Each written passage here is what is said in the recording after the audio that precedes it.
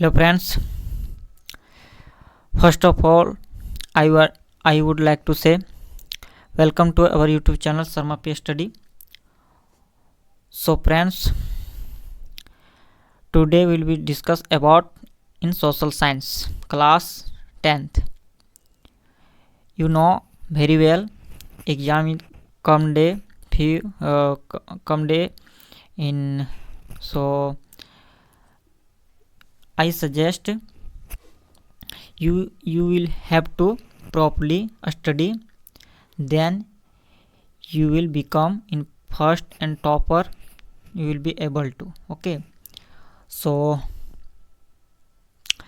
many students think about how to answer, how to question to answer.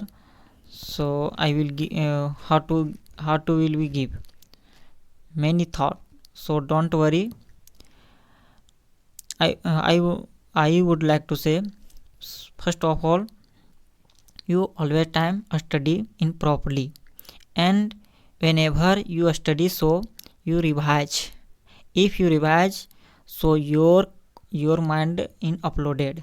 Okay, so it is my opinion. If you think about in subject, because you have 5 subject mostly, because in a 5 subjects, so you know very well in each subject number in objective question in 30 numbers and 30 marks, and subjective question in 50 marks. So you have to obtain marks in best, then you will be first of topper, you will be become to topper. So let's start. I will not late because there is lengthy video, so many student does not watch the video.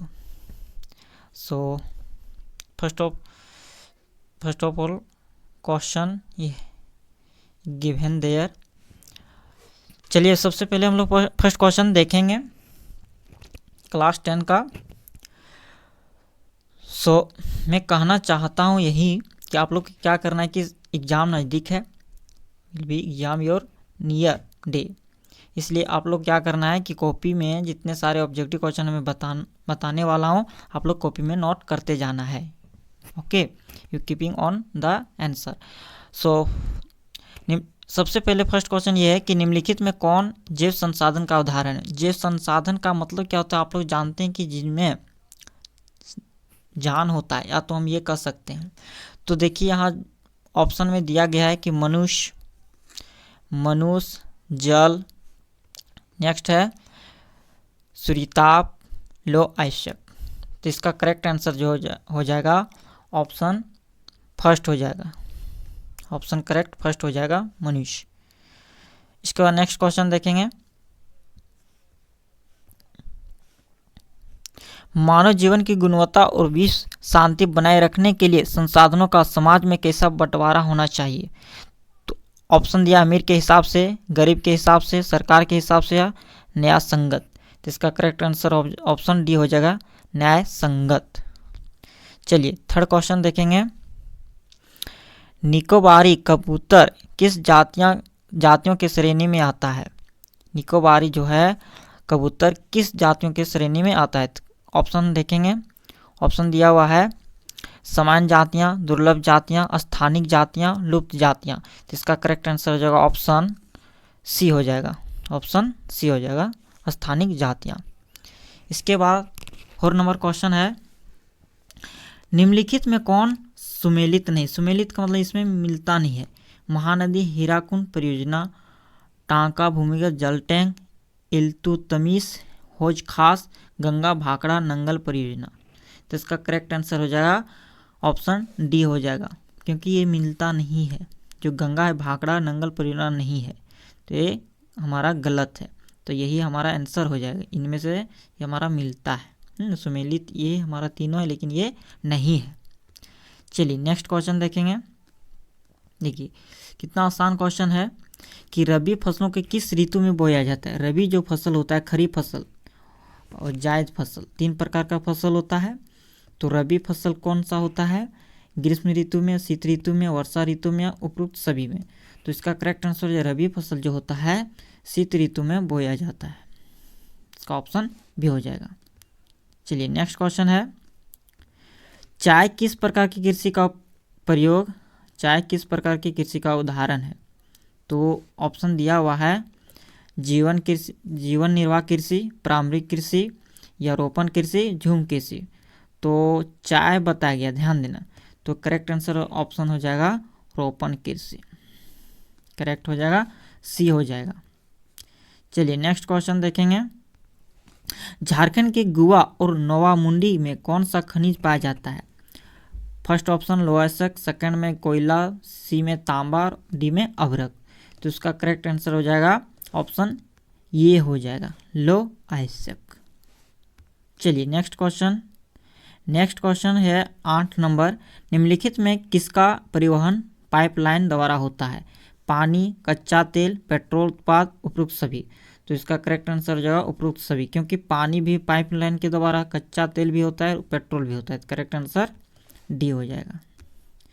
इसके बाद अगला question है, हमारे देश की 22 प्रमुख भाषाओं को संविधान की किस अनुसूची में रखा गया है?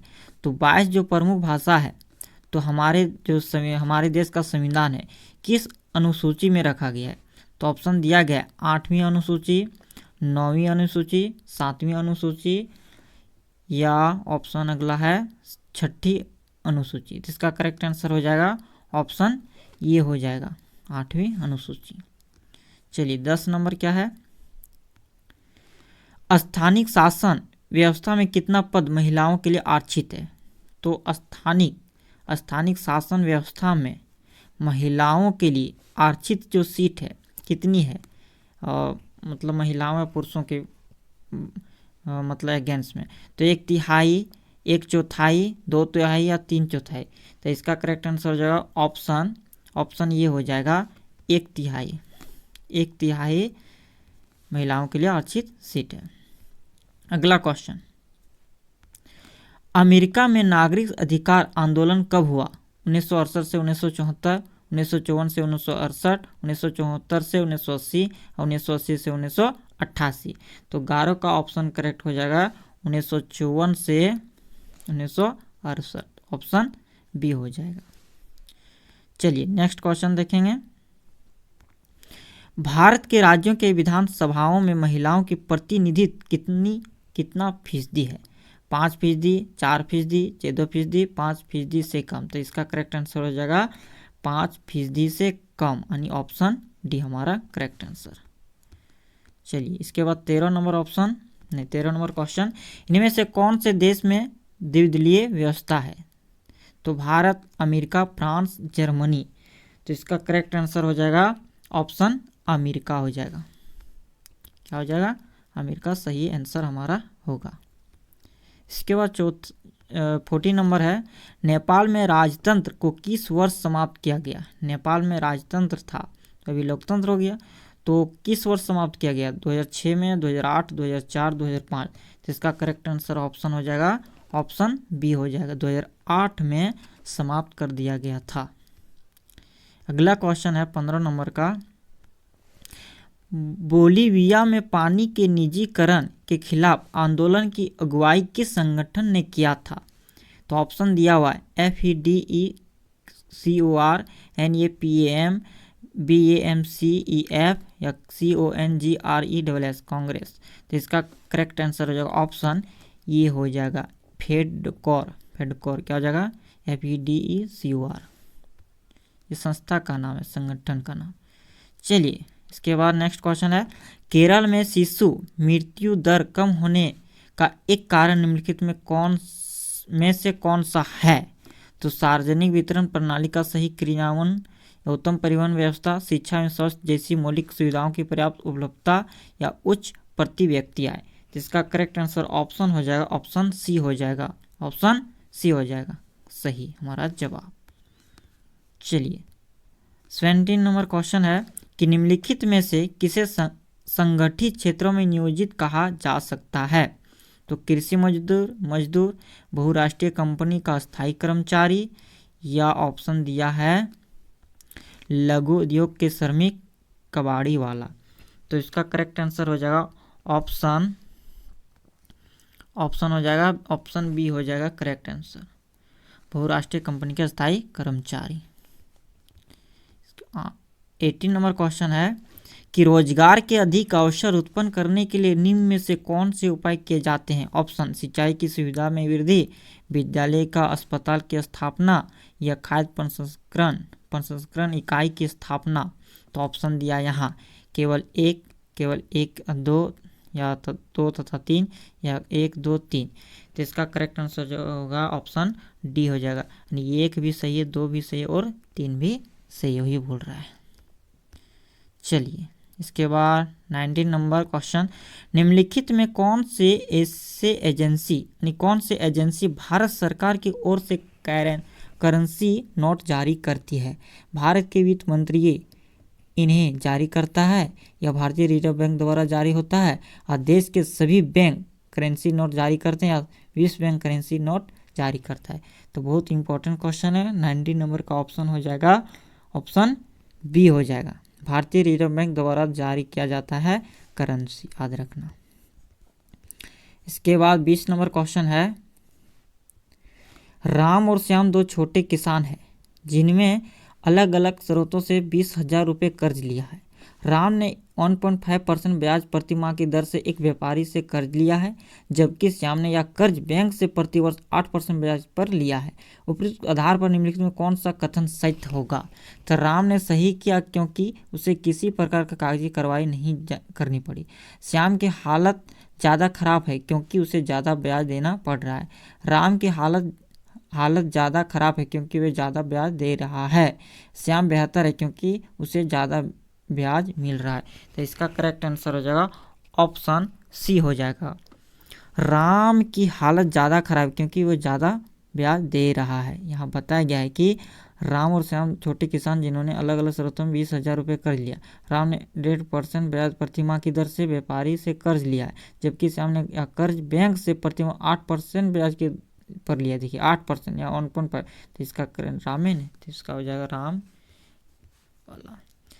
चलिए अगला है, भारत सरकार ने सूचना का अधिकार RTI नामक कानून कब लागू किया गया था? तो अक्टूबर 2005, अगस्त 2006, जनवरी 2005 और नवंबर 2007।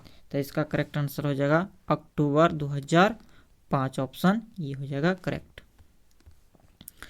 22 नंबर क्वेश्चन है, सरकार द्वारा अवरोधों अथवा प्रतिबंध को हटाने की प्रक्रिया को क्या कहलाती है? यानी हटाने की प्रक्रिया क्या कहलाती? वैश्वीकरण, निजीकरण, उदारीकरण, राष्ट्रवाद। तो इसका करेक्ट आंसर ऑप्शन हो जाएगा उदारीकरण, ऑप्शन सी हो जाएगा सही जवाब। चलिए 23 क्वेश्चन देखेंगे, अर्नस्ट रेनन किस देश की दार्शनिक थे? जर्मनी, फ्रांसीसी, अमेरिकी या भारतीय? इसका करेक्ट आंसर हो जाएगा ऑप्शन क्या हो जाएगा? ऑप्शन हो जाएगा बी हो जाएगा फ्रांसीसी। क्या हो जाएगा? फ्रांसीसी। चलिए 24 नंबर क्वेश्चन है, फ्रांसीसी क्रांति कब हुई थी? 1789, 1857, 1757 या 1947? तक करेक्ट आंसर हो जाएगा 1789, ऑप्शन ये हमारा बिल्कुल सही होगा। इसके बाद 25 नंबर क्वेश्चन है, अंग इटली भूमिगत संगठन के संस्थापक कौन थे? हिटलर, नेपोलियन, जोसेपी मैत्सिनी या कार्ल मार्क्स? तो इसका करेक्ट आंसर हो जाएगा ऑप्शन सी नंबर, जोसेपी मैत्सिनी। तो हमारा क्या हो जाएगा करेक्ट आंसर? बिल्कुल जो सी नंबर दिया गया है हमारा बिल्कुल सही आंसर होगा। इसके बाद 26 नंबर, महात्मा गांधी दक्षिण अफ्रीका से भारत कब लौटा था? बहुत इंपॉर्टेंट क्वेश्चन ये भी है। तो जनवरी 1915 में, या अगस्त 1921, या मार्च 1930, या जनवरी 1950। तो इसका करेक्ट आंसर ऑप्शन हो जाएगा जनवरी 1915। ऑप्शन ये हो जाएगा बिल्कुल सही। अगला है 27, पुनः डॉक्टर भीमराव अम्बेडकर एवं किसके मध्य हुआ था। पुनः जो हुआ था डॉक्टर भीमराव अम्बेडकर भी था, लेकिन उसके साथ और कौन था? जवाहरलाल नेहरू, सरदार पटेल, डॉक्टर राजेंद्र प्रसाद, या महात्मा गांधी। तो करेक्ट आंसर हो जाएगा Mahatma Gandhi, D correct answer हो जाएगा। 28 नंबर क्वेश्चन है कि 1890 के दशक में रिंडरपेस्ट नामक बीमारी किस देश में बहुत तेजी से फैली थी?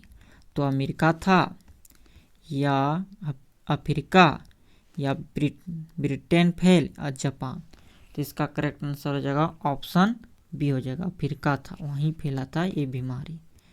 इसका 29, निम्नलिखित में से कौन देश मित्र राष्ट्र के पाले में था? तुर्की, ऑस्ट्रिया, ब्रिटेन, जर्मनी। तो करेक्ट आंसर हो जाएगा ऑप्शन ब्रिटेन, सही हो जाएगा, सही जवाब। चलिए लास्ट क्वेश्चन ऑब्जेक्टिव है। स्पिनिंग जेनी मशीन किसके द्वारा बनाई गई थी? न्यूटन, केपलर, जेम्स हारग्रीव्ज, या राफेल। तो इसका करेक्ट आंसर हो जाएगा ऑप्शन सी बिल्कुल सही है। जेम्स हारग्रीव्ज ने स्पिनिंग जेनी मशीन बनाया था। तो हम लोग ऑब्जेक्टिव कर लिए, जितने मल्टीपल चॉइस क्वेश्चन था हम लोग कर चुके हैं। अब थोड़ा सब्जेक्टिव में क्वेश्चन सिर्फ देखते हैं कि कैसा कैसा क्वेश्चन आया था। कैसा कैसा क्वेश्चन आया है देख लीजिए कि उदरवाद का क्या अर्थ है। देखिए बहुत सिंपल क्वेश्चन है। आप लोग क्या करना है, ये सारे क्वेश्चन को लिख लीजिए और इसका आंसर ढूंढिए, किताब में ढूंढिए, एनसीईआरटी बुक है उसमें ढूंढिए, या तो गेस्ट पेपर लिए होंगे उसमें ढूंढिए, सारा मिल जाएगा। ठीक है, क्वेश्चन अलग तरीका से भी पूछ सकता है कि उदरवाद से आप क्या समझते हैं, उदरवाद क्या होता है, तो यही उदरवाद का अर्थ क्या होता है आप लोग को सही देना है। गिरमिटिया मजदूर कौन थे? बहुउद्देशीय नदी परियोजना में होने के कोई दो हानियां लिखने। देखिए इसमें क्या बोला है कि गिरमिटिया मजदूर कौन थे, तो उसके बारे में बताना है। जिसमें से ध्यान देना है कि देखिए यहाँ बोला क्वेश्चन कि अति लघु उत्तरीय प्रश्न है, जिसमें से ज़्यादा ना लॉन्ग नहीं लिखना होगा, कम से कम यहाँ जो लिखना होगा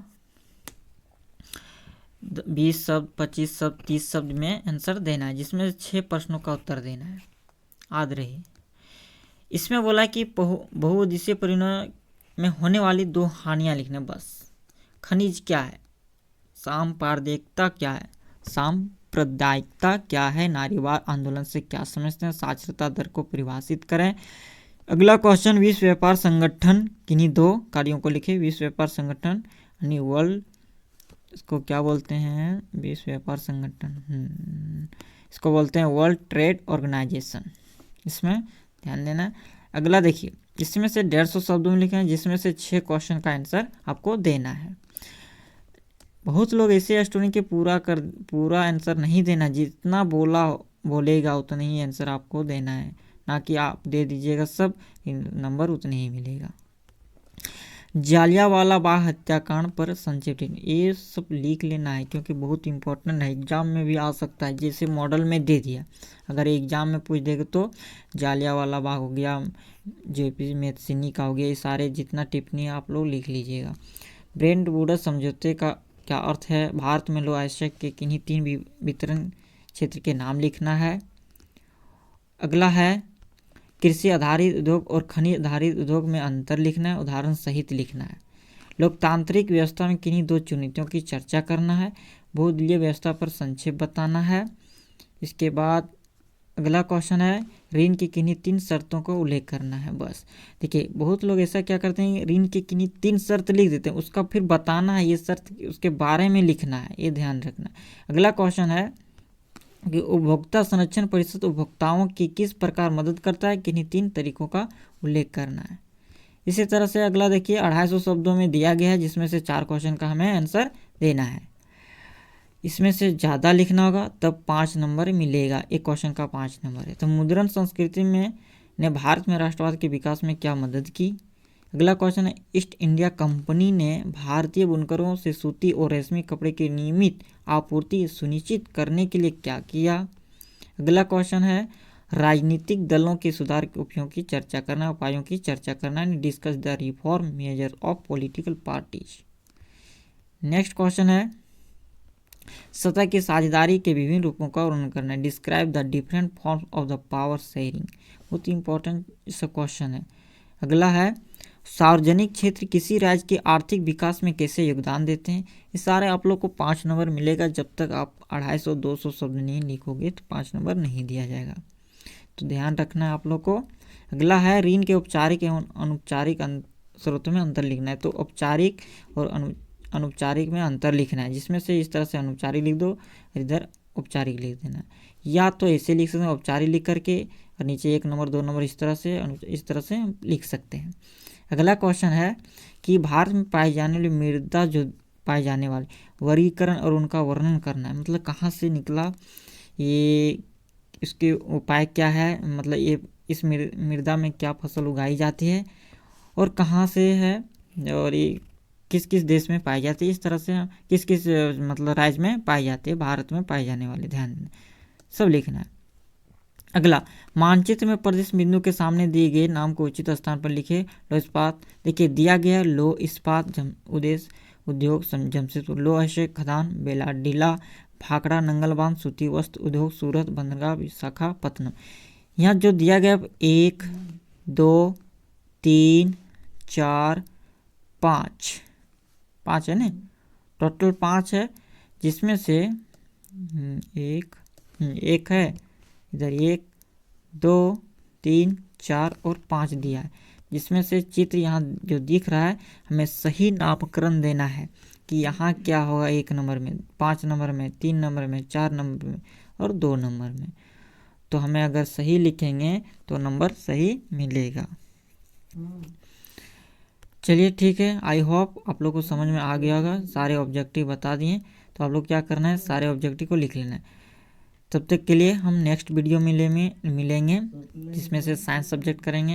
हिंदी भी नहीं किए, हिंदी भी करेंगे। ये सोशल साइंस का था, ठीक है। तो अपना पढ़ाई जारी रखना है, क्योंकि एग्ज़ाम नज़दीक आ रहा है, इसलिए मेहनत कीजिए और अपना ऐसा रिजल्ट दीजिए कि देखने वाले देखते रह जाएगा। स्कूल में टॉपर बनिए, ताकि आपका नाम 1 साल तक जिंदा रहे। मतलब एक नाम तो जिंदा रहेगा हमेशा के लिए, लेकिन आपका भी नाम एक साल तक गूंजते रहे स्कूल में, कि इसके कारण से स्कूल का नाम ऊंचा हुआ है। तो ऐसा काम कीजिए। थैंक यू और धन्यवाद। हमारे वीडियो को शेयर कीजिए और लाइक कीजिए और हर स्टूडेंट के पास पहुंचा दीजिए, ताकि उस स्टूडेंट जो कमज़ोर है वो उसे सही से प्रॉपर से नॉलेज मिल सके। Thank you.